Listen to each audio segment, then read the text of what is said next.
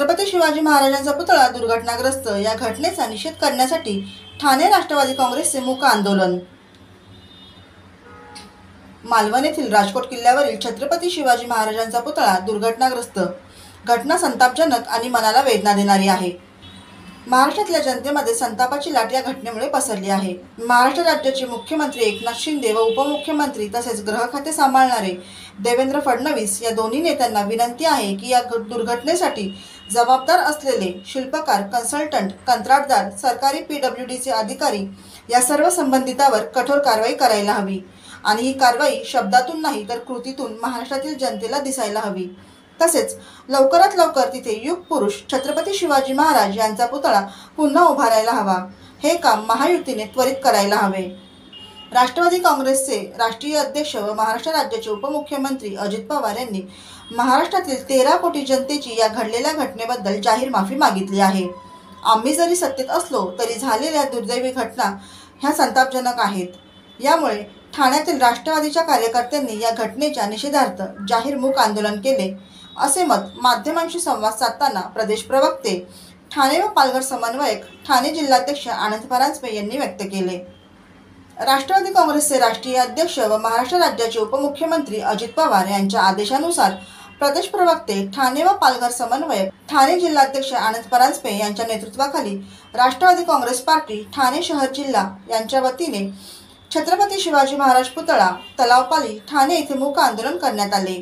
या प्रसंगी प्रदेश उपाध्यक्ष दत्ता चव्हाण, जिल्हा सरचिटणीस प्रभाकर सावंत, रवींद्र पालव, महिला अध्यक्षा वनिता गोतपागर, महिला कार्याध्यक्षा मनीषा भगत, माजी नगरसेविका वहिदा खान, अंकिता शिंदे, रुपाली गोटे, परिवहन समिती सदस्य नितीन पाटील, युवक प्रदेश पदाधिकारी आदित्य धुमाळ, युवक कार्याध्यक्ष संदेश पाटील, विद्यार्थी अध्यक्ष कौस्तुभ गायकवाड, सामाजिक न्याय विभाग अध्यक्ष मंगेश सूर्यवंशी, अल्पसंख्याक विभागाचे कार्याध्यक्ष रिकी मुरझले, आरोग्य सेल अध्यक्ष अविनाश पवार, विधानसभा अध्यक्ष अजय सकपाळ, विजय भामरे, महिला विधानसभा अध्यक्षा सुवर्णा खिल्लारी, अरुणा पेंढारे, युवती विधानसभा अध्यक्षा नेहा नाईक, सोनिया माने तसेच सर्व जिल्हा कार्यकारिणी सदस्य, विधानसभा अध्यक्ष, कार्याध्यक्ष, ब्लॉक अध्यक्ष, कार्याध्यक्ष, वॉर्ड अध्यक्ष तसेच सर्व फ्रंट विभाग, सेलचे अध्यक्ष, कार्याध्यक्ष आदी पदाधिकारी यावेळी उपस्थित होते।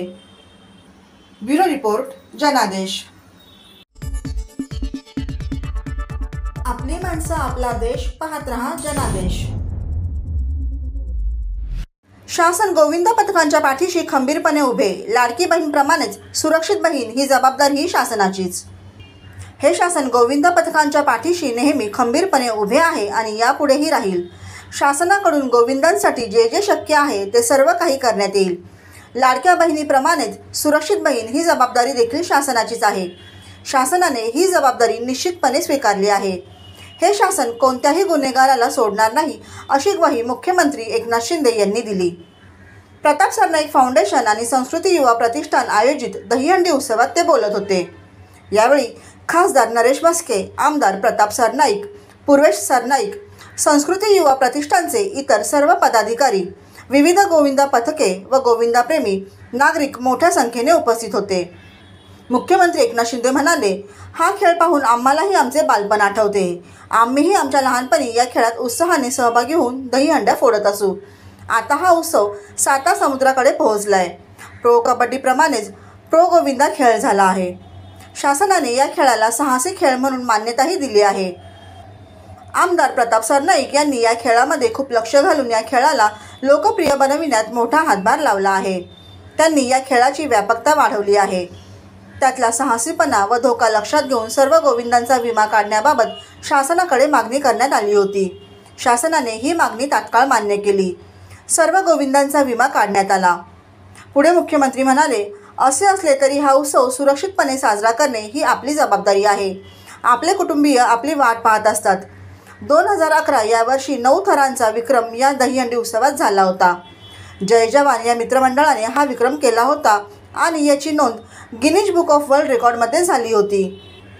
आपल्याकडे एकापेक्षा एक मित्रमंडळे दहीहंडी पथके आहेत, जे या खेळामधील विक्रम दरवर्षी मोडताना दिसत आहेत। परंतु ही सोपी गोष्ट नव्हे। यासाठी वर्षभर मेहनत घ्यावी लागते। कसून सराव करावा लागतो. एकाग्रपणे सांघिक भावनेने या खेळाचे प्रावीण्य मिळवावे लागते. या गोविंदांची मेहनत बघून हे शासन आपल्या पाठीशी नेहमी खंबीरपणे उभे राहील.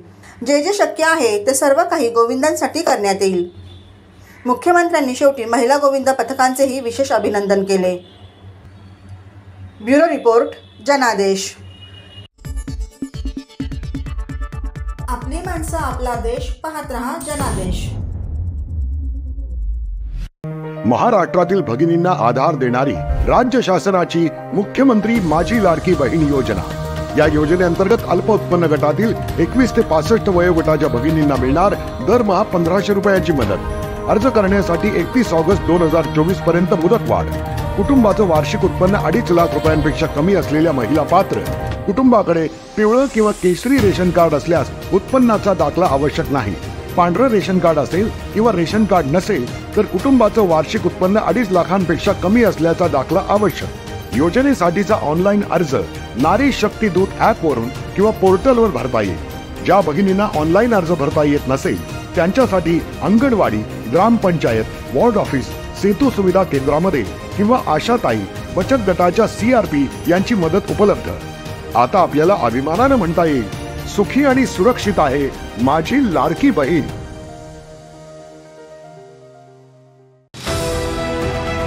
TJSB सौर शक्ती कर्ज. Go green. करा वीज बिलावर बचत. आकर्षक व्याजदर, 84 महिने परतफेड कालावधी, 80% लोन. व्यावसायिक आणि उद्योजकांकरता सुद्धा. अधिक माहितीसाठी तुमच्या जवळच्या शाखेला भेट द्या किंवा संपर्क साधा. 1800-223-466 आणि 1800-266-3466.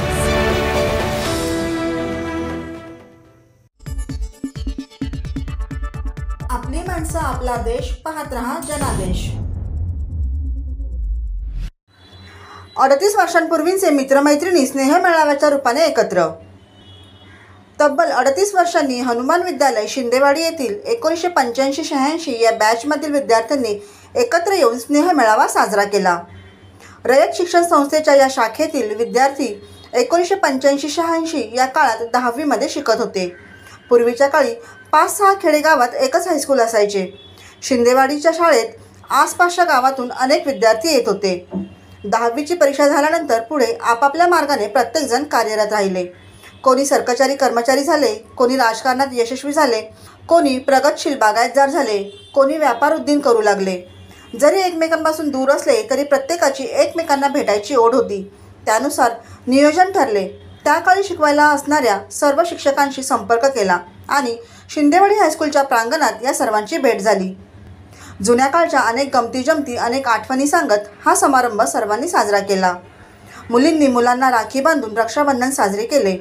कायमची आठवण म्हणून हनुमान विद्यालयातील विद्यार्थ्यांसाठी 10वी आणि 12वीत येणाऱ्या प्रथम क्रमांकाच्या विद्यार्थ्याला 2-2 हजार रुपये पारितोषिक कायमस्वरूपी जाहीर करण्यात आले. तसेच स्नेह मेळाव्याची आठवण म्हणून एक स्पीकर संच हनुमान विद्यालय शिंदेवाडीचे मुख्याध्यापक आखाडे यांच्याकडे सुपूर्द करण्यात आला. या कार्यक्रमासाठी त्यावेळचे शिक्षक जे सध्या मुंबई, पुणे, सोलापूर या ठिकाणी सेवानिवृत्तीनंतर राहतात ते सर्व उपस्थित होते. यामध्ये SB नरोटे, SS कुंभार, DN Sawant, SR पोतेकर, SJ Randive, Pawar SD, Jadhav JS, Kadam RG हे शिक्षक उपस्थित होते. कार्यक्रम यशस्वी करण्यासाठी नितीन शिंदे, शशिकांत शिंदे, विष्णू बनसोडे, संजय जगदाळे, मधुकर माळवे, धनंजय लिंबोरे, सुरेखा इंगळे, प्रशांत सरडूकर यांनी परिश्रम घेतले. ब्युरो रिपोर्ट, जनादेश.